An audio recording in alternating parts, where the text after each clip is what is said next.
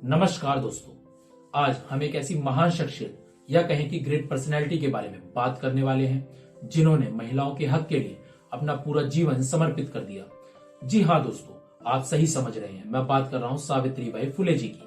आज हम इनसे जुड़ी सभी बातों को बेहतर तरीके से समझने वाले हैं, इसलिए आप वीडियो के अंत तक बने रहे और साथ ही अगर आप चैनल पर नए हैं तो चैनल को सब्सक्राइब कर बेल आइकन को प्रेस कर दे ताकि आने वाली वीडियो के नोटिफिकेशन आप तक पहुंचते रहे। तो चलिए शुरू करते हैं। महाराष्ट्र के सतारा डिस्ट्रिक्ट के नायगांव में एक दलित परिवार में 3 जनवरी 1831 को जन्मी सावित्रीबाई फुले भारत की फर्स्ट फीमेल टीचर थी। इनके पिता का नाम खानदोजी नेवेसे और माता का नाम लक्ष्मी था। सावित्रीबाई फुले शिक्षक होने के साथ भारत के नारी मुक्ति आंदोलन की पहली नेता, समाज सुधारक और मराठी कवित्री यानी मराठी पोएट्स भी थी। इन्हें बालिकाओं को शिक्षित करने के लिए समाज का कड़ा विरोध झेलना पड़ा। कई बार ऐसा भी हुआ जब इन्हें समाज के ठेकेदारों से पत्थर भी खाने पड़े। वहीं आजादी से पहले तक भारत में महिलाओं की गिनती द्वैम दर्जे में होती थी। आज की तरह उन्हें एजुकेशन राइट भी नहीं था। अगर बात 18th सेंचुरी की करें तो उस समय महिलाओं का स्कूल जाना भी पाप समझा जाता था। ऐसे समय में सावित्रीबाई फुले ने जो कर दिखाया वह कोई साधारण उपलब्धि नहीं है।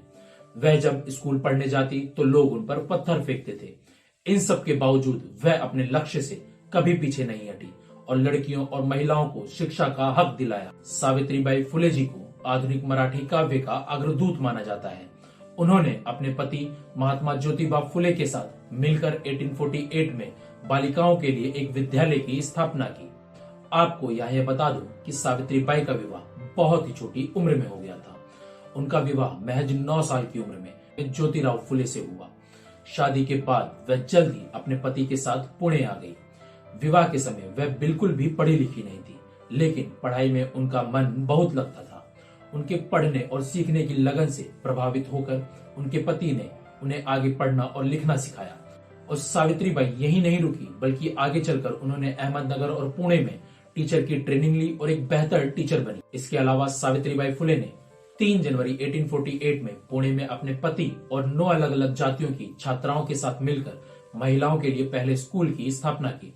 एक साल में सावित्रीबाई और महात्मा फुले ने 5 नए स्कूलों को खोलने में सफलता प्राप्त की और इससे खुश होकर उस समय की सरकार ने इन्हें सम्मानित भी किया।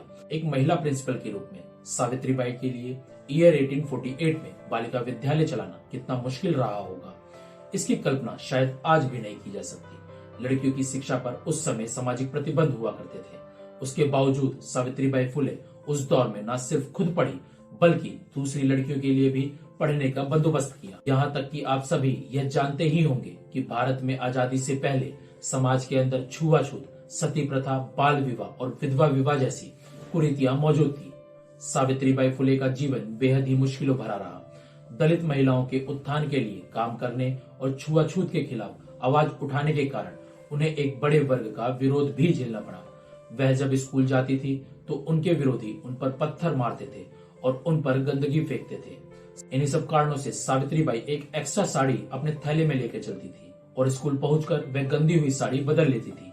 आज से 1 सेंचुरी पहले जब लड़कियों की शिक्षा को एक अभिशाप माना जाता था, उस दौरान उन्होंने महाराष्ट्र की सांस्कृतिक राजधानी पुणे में पहला बालिका विद्यालय खोला और पूरे देश में एक नई पहल की शुरुआत की। समाज में महिलाओं को हक दिलाना था उनका लक्ष्य। देश में विधवाओं की दुर्दशा भी सावित्रीबाई को बहुत दुख पहुंचाती थी। इसलिए 1854 में उन्होंने विधवाओं के लिए एक आश्रय खोला। वर्षों के निरंतर सुधार के बाद 1864 में इसे एक बड़े आश्रय में बदलने में वे सफल रही। उनके इस आश्रय गृह में निराश्रित महिलाओं, विधवाओं और उन बाल बहुओं को जगह मिलने लगी जिनको उनके परिवार वालों ने छोड़ दिया था। सावित्रीबाई फुले उन सभी को पढ़ाती लिखाती थी। उन्होंने आश्रित विधवा के बेटे यशवंतराव को भी गोद लिया। उस समय गांव पर कुएं पर पानी पीने के लिए दलितों और नीची जाति के लोगों का जाना मना हुआ करता था। यह बात कहीं ना कहीं उन्हें और उनके पति को बहुत ज्यादा परेशान करती थी। इसलिए उन्होंने आगे चलकर एक कुआं खुदवाया ताकि वह लोग भी आसानी से पानी पी सके। उनके इस कदम का उस समय बहुत ज्यादा विरोध हुआ। आपको यह बता दूं कि सावित्रीबाई के पति ज्योतिराव का निधन 1890 में हो गया। उस समय उन्होंने सभी सामाजिक मानदंडों को पीछे छोड़ते हुए उन्होंने अपने पति का अंतिम संस्कार किया और उनकी चिता को अग्नि दी।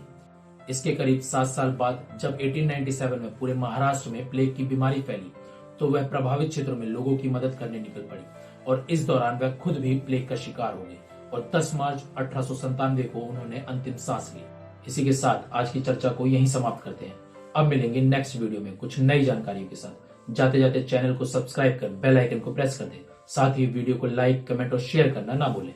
धन्यवाद।